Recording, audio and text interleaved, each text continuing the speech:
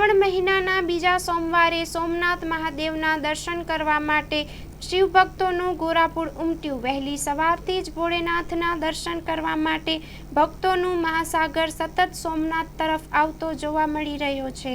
Story report by Parag Sangtani, Gir Somnath. મારું નામ Deepak Gohil, anchor and singer, Kodinar.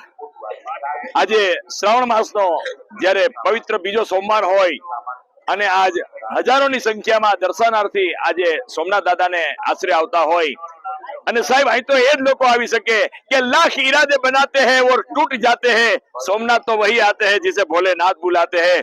कारण કે કોઈ તોલીને આપે, કોઈ ગણીને આપે, પણ આ એક સોમનાથ દાદા જે કેવા છે કે બધું દિલ ખોલીને આપે, એવા સોમનાથ દાદાના સાનિધ્યમાં હોય અને ત્યારે સાહેબ એક કલાકાર તરીકે કઈ ગાવું હોય છે શક્તિ કેરો સાધ જટા પર ગંગ વહે દિન રાત ડાક ડમરુ ના ઢમઢમાટ સંગના નાદ કરે છે વાત। શિવને ભજો જીવ દિન રાત, ભોળાને ભજો જીવ દિન રાત, હે શિવને ભજો જીવ દિન રાત, હે ભોળાને તમે ભજો જીવ દિન રાત, શિવને ભજો જીવ દિન રાત। આ દિન રાત શિવને ભજવાનો શ્રાવણ માસ છે, પણ હું સોમનાથ દાદાને પ્રાર્થના કરું કે હે સોમનાથ દાદા, અમારા સીમાડા સાચવીને જે મારા ભારતના નોજવાન જે અમારા સીમાડા સાચવીને બેઠા છે, તમે એની રક્ષા કરજો, એમના પરિવારની रक्षा करजो, एवी सोमनाथ दादा ने प्रार्थना। जय सोमनाथ, जय सोमनाथ। मेरा नाम अभिलाषा सिंह, हम काठमांडू नेपाल से आए हैं। बहुत अच्छा अनुभूति, बहुत अच्छा व्यवस्था है, बहुत अच्छा फील हुआ, अच्छा से दर्शन हुआ।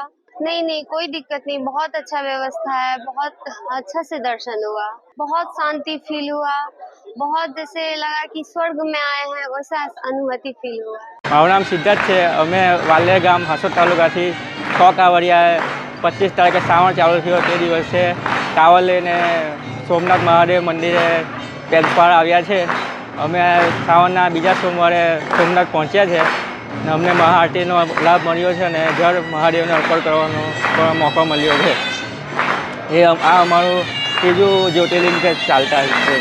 અહીંયાના દર્શન બહુ જ મસ્ત થયા, ધાર્મિક દર્શન થયા છે, આવા દર્શન ક્યારેય નથી થયા। અનુભવ બહુ સારો થયો, બહુ સરસ થયો। પહેલા કરતા આજે અનુભવ સારો થયો।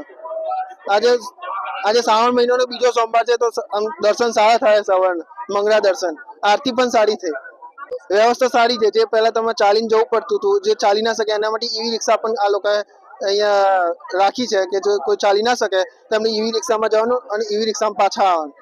એટલે કોઈ ચાલી ના શકતું હોય કે કોઈને પગ દુખતા હોય ને એના માટે એવી રિક્ષા આ લોકો અહીંયા રાખેલી છે। મારું નામ જયમિનીબેન મનીષભાઈ સોની છે। અમદાવાદથી આવીએ છીએ સ્પેશિયલ દર્શન કરવા। રાત્રે 3 વાગે નીકળ્યા છીએ જુનાગઢથી અને મંગળા આરતીના દર્શન કરાતા જીવનનો એવો અનુભવ થયો છે ને કે સાક્ષાત શંકર ભગવાનના દર્શન થયા છે। આજે બહુ સરસ દર્શન થયા છે। આજે મંદિરની વ્યવસ્થા બહુ સરસ છે, બહુ સરસ છે। 10 મિનિટમાં દર્શન થઈ જાય છે, ગમે તેટલી લાઈન હોય પણ 10 મિનિટમાં દર્શન થઈ જાય છે। ભગવાનને પ્રાર્થના બસ બધાયનું જીવન સુખમય બનાવે। મારા એક માટે મેં નથી मांगी, બધા માટે, બધાને સુખી કરે। मेरा नाम पूजा सिंह है, मैं खोपोली महाराष्ट्र से आई हूँ। आज श्रावण का हिंदी समाज के हिसाब से 4था सोमवार है और मराठी समाज के हिसाब से 2रा सोमवार है। हमें बहुत अच्छा लगा यहाँ की व्यवस्था। हम सुबह जल्दी उठ कर आए हैं, लेकिन हमें आराम से आधे घंटे में दर्शन हो गया।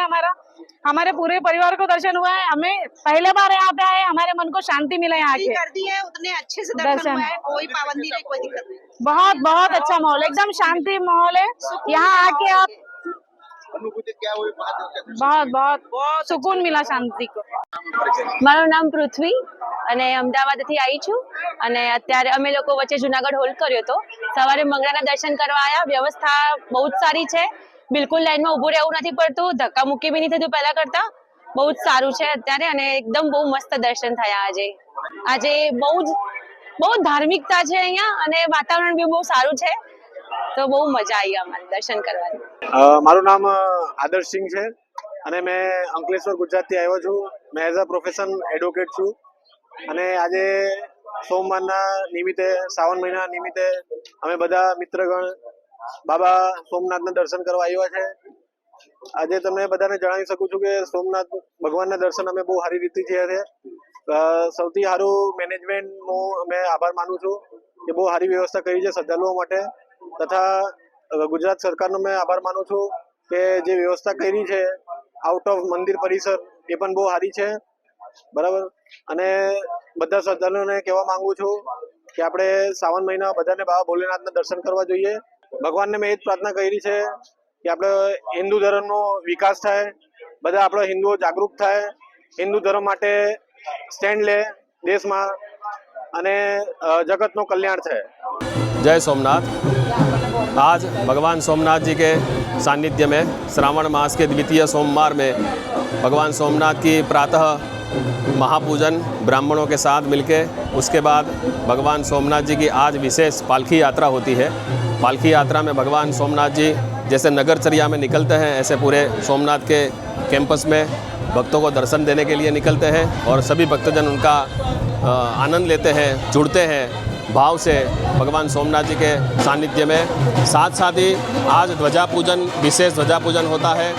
साथ ही में भगवान सोमनाथ जी की पालकी यात्रा, जो भगवान की पगड़ी पहनाई जाती है, उसकी भी विशेष रूप में पालकी यात्रा निकाली जाती है।